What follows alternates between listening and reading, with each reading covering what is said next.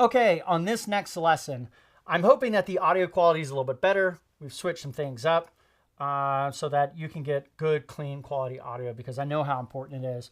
Trust me, trust me, trust me. I now have this other microphone placed down to me, and I got my condenser microphone, or condenser, my headset. And they should be working good.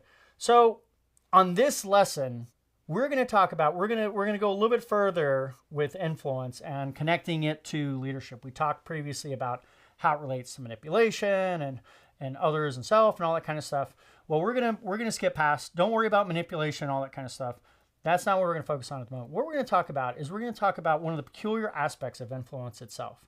And you need to know this because I just literally got into a conversation with my wife about this. She was asking me whether or not to help her make a decision.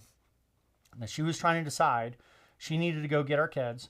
They are down the road, and she wanted to make a decision on whether or not she was going to leave the smaller kids here unattended to go get them. They're just right down the road. It's not that big a deal. They're right down the road. Leave them unattended while I record this, or she was going to ask me to step in and watch the kids, so I couldn't do this video here for you. Or she was going to ask a friend to come and help and get the kids and bring them home. This is a real life situation. I want to continue to bring leadership at all of the moments of your life forward to you for you to be able to see. This is really happening in real time. It just happened. So she's sitting there. She's kind of pondering out. She's thinking she wants me to come and try to help her make a decision. People do this all the time. When you're a leader, all of a sudden people are going to be really hoping that somebody is going to make the decision for them so they don't have to. It absolves them of all the responsibilities. So anyways, and so I made it clear to her what you're really, really, really asking. You're asking, am I going to spend my balance of influence with my husband, with my friends, or am I going to reserve and hold that balance myself for some other time that she would be able to come and ask me to do something? So she was trying to decide whether or not it was worth the cost that she was going to lose in the relationship to make that ask. And I said that, and yes, of course, she's going to mesh with it because we're talking about reality now. So what I'm going to share with you is this behind the board. Influence is the blank of a leader. Influence, based on my observations and my thinkings of this, I've not heard anybody else say it like this, but it just explains pretty much everything, how this works. Influence is the currency of a leader.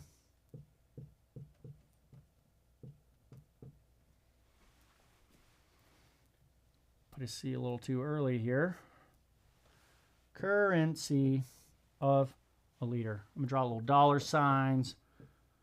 Okay.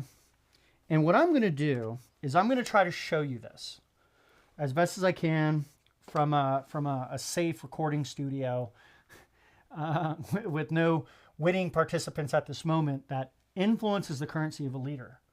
So I said before, influence is this natural phenomena to get other people to take actions, behaviors, and beliefs. And the best way that I have come to find to think about it is the natural phenomena that's happening that makes the interconnection between people, that makes them do the actions, behaviors, and beliefs. I said it was good for them, yes, but it's not. It's a little bit more than that. It's not just a simple trade for now and then. It's a currency. And influence is traded in and amongst people like a currency. It flows. This is where things like, I come over to my bookshelf here. I actually was reading just a few minutes ago another book, not this one, but another one that talks about a particular topic that whenever you look at, it's the very first one that Robert Cialdini brings up, and he's credited. I don't know what people credit him for. Credit for creation of it? I don't know. This right here. Let's see if you can read that. Reciprocity. Reciprocity. Now, I am not crazy about this book. It's okay. It's good. It's a good read. It's worth kind of like mulling about. But reciprocity is kind of what we're talking about here. And I mention it because if you were reading that book, you're reading Robert Cialdini's Influence, you're going to come across reciprocity. And I'm going to contend that influence is more complex than just mere reciprocity, but it's actually a good starting place. It's a good place for us to get kind of our mind to think about things. The reason why I don't like reciprocity, just to be perfectly honest, is in a normal way that people think about reciprocity is reciprocity to be like, I'm going to help you with your groceries for the belief that you're then going to help me with my groceries. And that's really not what I'm talking about, although that is true. Like, that's a small point. I'm trying to make a bigger point. It is true that I might help you with your groceries so that you help me mow my lawn. That is true. And Robert Cialdini does kind of mean that when he's saying reciprocity. But what it is there is this invisible balance that exists, and balance not like a teeter-totter, although that sort of makes sense. An invisible balance like money in your pocket. And somebody else's pocket. Like, it's like your money for them. Like, it's the two use money that you exchange between each other. You can't really give it to other people, but you're exchanging it. And you confer all these things onto them. And we're going to get into the depth of all this, so don't stress it too much, okay? We're going to really, most of this entire course is actually going to be on this phenomena itself. I just got to introduce this phenomena to you, which is influence, a currency of a leader, okay? I just got to get you going on this. I got to get you believing this. I got to get you thinking about this and starting to see it like this so that when we go through the tactics and the strategies, we talk about self-development, all this kind of stuff, you're going to understand from this lens right here, okay? So I'm going to start drawing some stuff on the board here. And what I'm going to do is I'm going to give a simplified variation of how influence itself works. And I did not figure this out long ago. I figured this out probably about 5 years ago, and really figured it out once I wrote my leadership book here, Influence and Leadership. And the more I thought about it, the more it started to make sense. Why I had started becoming successful, why I had started being able to make inroads, this, that, and the other, why I was getting experiences like people calling me to give me a job that paid me way more money than I'd ever been paid before or could imagine that I was going to be paid. Why that was happening was because of influence.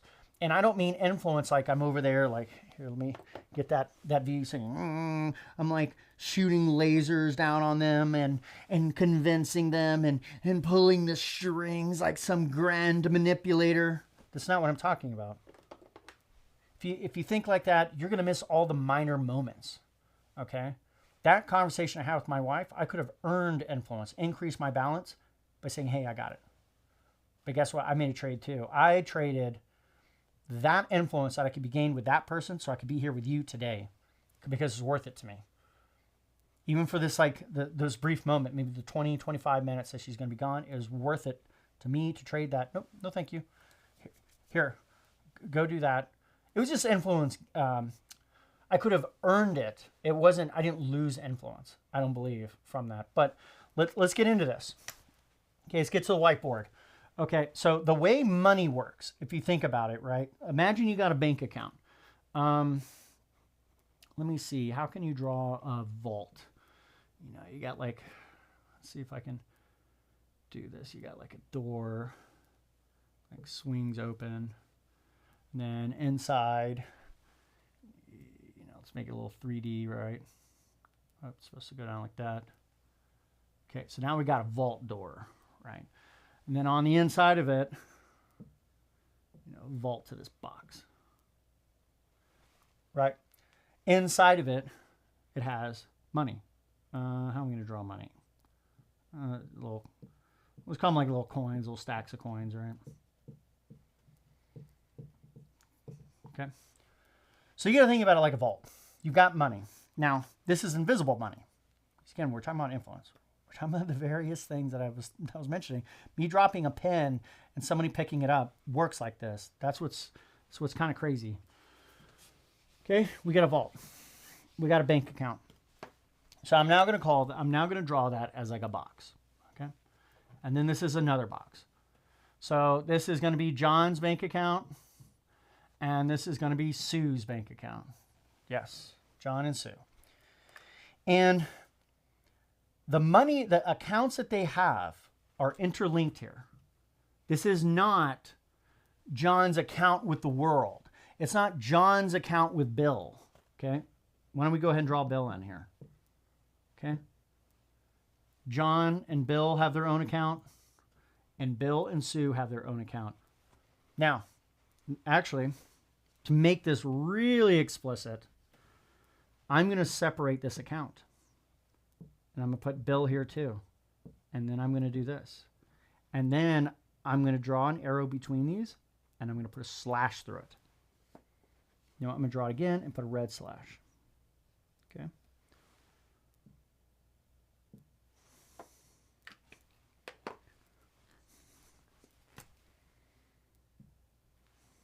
Okay. Putting a red slash. This, as far as I can tell, does not exist. This is Bill's account with John, and this is Bill's account with Sue. Okay? This account right here is not an account for Sue and Bill. That's this account. Now, what I'm going to do is I'm going to put tally marks. Let's say all of these people just met each other for the first time. Okay? Every single person, this is something to know, every single person actually starts with a balance with other people, random strangers.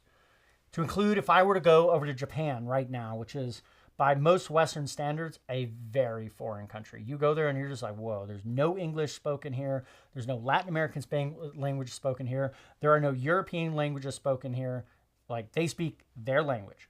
All the signs are in their language. You go and you talk to, I would say, and I say average being like 90% of the people in that country, they don't speak a lick of English. Enough to go, no. That's what it is. So when you go over there, it has that kind of sensation to it. Now, of course, you can go to Tokyo and go to these various things, and they got more of that going. But if you go anywhere else, even places where there's a lot of Americans, they don't speak that English. Even in a place like that, there is still a balance between, say John is from the U.S. and Sue is from, Japan. Just erase the E here. There you go. Now we got Sue. Sue, they have a balance with each other that they can spend today, right now. Let's pretend that's the case. John goes up to Sue. Sue's just minding her own business. John has no idea where the heck he is. John is going to ask this person for directions. John goes to Sue, says, hey, and they speak English. Well, no, let's do two different situations so I can try to draw this point. Sue speaks English. Just so happens he's at a university or something like that, and he goes, hey, I'm trying to find directions to this place. Can you help me? John has made a request over to Sue. John's balance. He is asking Sue. Come on. We're moving in there. We're getting in there. John is asking Sue to take an action. Not a behavior, not a belief, an action. Tell me the directions. It can be an ask. It could be in a very roundabout way. It could be all these sorts of things. But he is indicating to this person, I'm going to exchange my credits with you to get that action. And so John does not know, but he believes, because we're all naturally wired around this thing. John doesn't necessarily know, but he believes that he's got enough balance with any person on planet Earth to ask for some directions. And so John asks, and it costs him 1. That's all it took to get Sue to tell him the directions. So now Sue has that. Sue has more influence than John does. And so now Sue tells her exactly where to go. And John's just about to walk away. He's like, whoa, whoa, whoa, whoa, whoa. Hey, tell me, why are you here? That's what Sue's saying to John. Why are you here? Sue does not realize that costs 2. Maybe it costs 3. Let's make it extreme. John is a very private kind of person and absolutely does not want to talk about why he is here normally. So it costs 3 of these tally marks. And he exchanges back over to John. He's kind of hemming and hawing. Like, she just asks. He's like, well, I don't know. Why do you want to know? Right? You know, she tried to just do one. She just asked. It really wasn't that big of a thing. But she didn't get it. So then she goes, I just want to know. I like Americans and this, that, the other, and all this kind of stuff. So she's paying for the cost to be able to get that information. She wants John to do another action. She wants John to disclose private information to Sue. 1, 2, 3. Now there's a balance where John has 5 tally marks and Sue has 1. So he tells her, and he's uncomfortable about it, but now he's there. Now, if Sue, let's say Sue doesn't have very good social skills, which many of us don't have. Many of us don't realize that this is happening at every moment of the day when we're talking to people. I'm going to say that again. This is happening every moment of the day when we're interacting with people. Now let's continue. Sue does not have good manners, does not realize that she's got 1 balance left and John has 5. She now starts asking about his friends and family. That, just even ask that question, moves that balance over, and Sue is now, she's got none. John is like, well, I do have a friend who's in Japan. Because he's real private about the fact that John's going to go see his friend in Japan. That's why he's there. He won't necessarily reveal it, but he says that. Now Sue asks another question. This is where this gets more complex. And I'm going to go there, but I'm not going to try to harp on it. We're not going to go real in depth on it, but you got to trust me. It does go beyond this. There is no balance left. At this point, John is going to start getting very frustrated and visibly upset. He's trying to go. He just asked how to get to some location.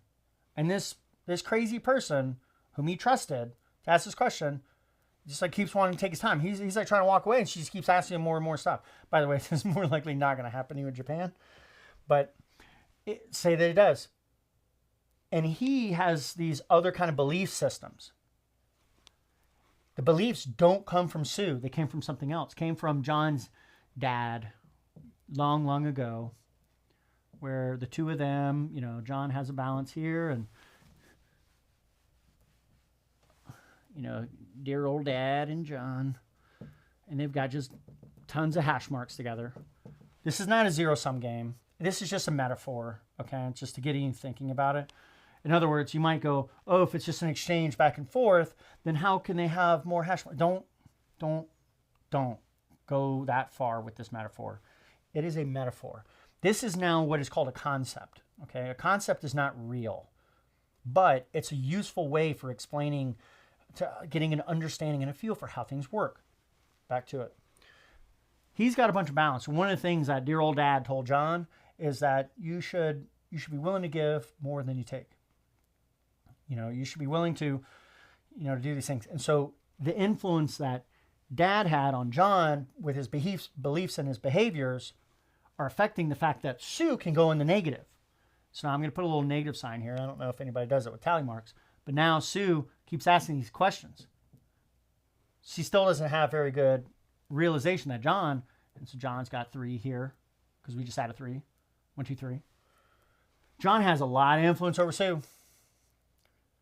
She does not realize yet that by going into this negative, she's now burning herself. Burning in the sense that her ability to go and ask for something else. And so next, She asks for one more thing, and John is going to go, you're done. I'm going to leave. Bye. Depending on the nature of the situation, he might try to cash this in. And even then, depending on the nature of the way he tells it, he's actually maybe deleting a lot of this. You know, he wants to tell her like, okay, lady, you've asked me about 10 million questions. You know what? I don't give a rat's butt. And just tells him off. I'm just telling you off. Well, guess what? Like I was kind of showing you here, this balance is gone. He's using that balance to do the insults to Sue. Or he could just walk away. With that balance right there. If he knew that this was happening, which is why I'm telling you this right now. I'm telling you this stuff because you can see that this is actually happening in your life. And depending on what you do, which is going to be the whole course here, man, I'm so excited. Depending on what you do is what happens next. You could tell them, like I'm telling you, in real life, people get frustrated. Like, dude, just get off my back. What are you doing? That's what happens if you keep pestering anybody. Just like, go. And what's happening is you're spending all your influence with them. As in the currency. You're saying like, here's one statement, you give them money. Here's another statement, give them money. Here's another statement. And then at that point, you don't have any money. You're like, I'll give you another one in a minute. I got more money. Don't worry about it. And what it is what you're going to do for them in order to get that back. Like, okay, now I'll go and do your groceries for you. And so now I may not have money in my pocket, but I've kind of evened it all out. That's what people are willing to extend. They call that credit in a money system. But don't worry about that too much. Just know that this phenomena is kind of roughly how it works. Credit is an extension of influence. Like it's a natural outcome of the belief that people can overextend their influence with other people and then they could like take that back and kind of make it even Steven. I'm going to suggest you never get in that spot. So what happens now, John is super smart about influence. What is he going to do? He has two options. He could do nothing. Maybe he goes, hey, do you have a business card? And Sue's thinking, I'm so great. I got all this great information out of him. Oh, you want something from me? A business card. Now, the question is, depending on their perspective in life, this is where it gets a little bit different. The business card, the request for the business card may actually increase John's influence and decrease her influence. Depends on how Sue views it. If Sue views it as that she is like having to produce something for this person, it's actually going to be, she's going to be gaining and earning influence from John. But oftentimes the other way around because, hey, I'm John and I'm interested in you. Even behind his mind, he's like, this person's freaking crazy. So all of a sudden he gained more influence by finding out her number or her business card. Maybe she got a business card. Why does he want to know that? Because he's going to cash that in sometime later. He may know, he may need to know at some point in time, like, oh, what do you do? That's why you ask these sorts of questions. What do you do? Depending on how it's viewed, it might be they're earning influence or they're losing influence, depending on how it is. Let's assume it's losing. So okay, they're still kind of negative. John has a business card. He can go about his way. He's like, hey, okay, bye, gotta go. He's not trying to burn the bridge, which is getting rid of all your hash marks with somebody. That's what burning a bridge is. You're Xing this out by destroying this. Okay, you're just basically just wrecking it all up. That's what burning a bridge is. Instead of burning a bridge, he's going to maintain that balance and he's going to call in a favor down the road. That's what this gives you. When people make the mistake of requesting a lot of things from you, which you do not know, what people do not realize when they make a lot of requests from somebody is that they're incurring a debt. And they maybe have paid, maybe they paid it before, but now they've called in enough favors to the point where there's now an imbalance in the relationship. And the natural phenomena is, and this is the part that gets me so excited about this natural phenomena stuff. You can see, and few people get this experience, you can see calling in the favor. You can know, I'm doing a lot for this person.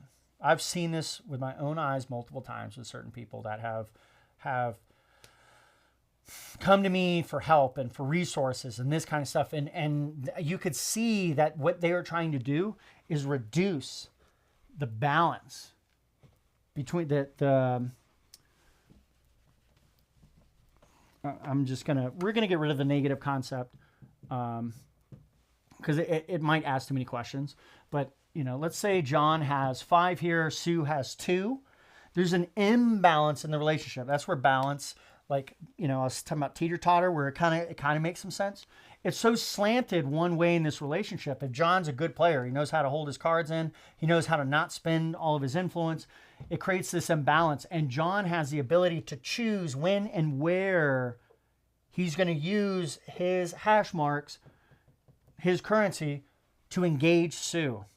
And so, like I mentioned in a previous story about a bunch of Marines who had to take out trash out of a porta potty, I don't know whether or not it was the super smartest idea to expend their influence with these Marines to go do that, because had they withheld doing that, they might have had some continued motivated people. But that's for them to manage their own things. And the reality is if they had been giving more value, and same thing in business speak, they talk about like giving value, and eventually people are just like, oh, give me, here's my money. Here, we got to buy something. People argue this all the time. I don't know if I've got that book. Gary Vaynerchuk is like a big fan of this, of like, oh, you give, take, and he's like, oh, no, really, it's just give, and maybe take. The reason is because of this. The reason why all these people are talking about like this is because it's a balance of influence. Once it gets like this, even if John never asks for anything, Sue might come in and be like, hey, I baked a cake. Do you want it? She's trying to get some influence back. He's like, no, I'm good, thank you. He doesn't want that. Why he doesn't want that? Because he wants that balance. He wants that balance. Because there may be a day he found out that Sue works in the newspaper. And there might be a day that John wants to engage the newspaper, say, hey, we're releasing this thing, and we'd like you to cover it. Sue is going to be like, okay, because it's a chance for her to get the balance back in order. Now all of a sudden she had to pull a bunch of strings. Actually, let's go back here. She had to pull a bunch of strings in order to make that. It was very painful to get this thing because, I don't know, something political or something like that. And all of a sudden, now there's this kind of imbalance. John better be careful about trying to ask for something, otherwise he's going to go in the negative. And it kind of roughly works like that. Now, I'm now going to move on to this other concept here. Okay? Just real quickly, I just want to make this point. They're exchanging their own currency back and forth. And I drew this line here. I shouldn't do that. I should undo that. I'm seeing it now. I might have caused some confusion earlier when I did this. This is Sue's balance with Bill, and this is John's balance with Bill. Okay? These boxes are not connected. Again, let me go draw these arrows here. You cannot, as far as I can tell, from what I'm seeing, it does not seem like you can exchange. Sue can, like the relationship from John, like the balance that's happening here cannot transfer over to here. Okay. So how John feels about Sue cannot transfer. And even though John has a relationship with Bill, the relationship, the actual influence balance between Sue and Bill cannot be impacted by that. Long story short, like to make this like a really simple way of saying it, you have to build a relationship with each individual person. If you want to influence them, you have to build a relationship.